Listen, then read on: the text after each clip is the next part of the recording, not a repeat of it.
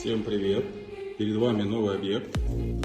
Дом площадью 200 метров квадратных. Здесь задача какая? Мы должны сделать подготовку под малярный флизелин и поклейку. В последующем мы будем его красить. Это первый этаж. В таком состоянии сейчас находится лестница. Мы сейчас сделаем здесь подготовительные работы. Поклеим флиз, покрасим. Естественно, после нас зайдут уже смежники, они будут доделывать лестницу. Сейчас я уже на втором этаже. Здесь также будем делать подготовку, клеить флиз и красить.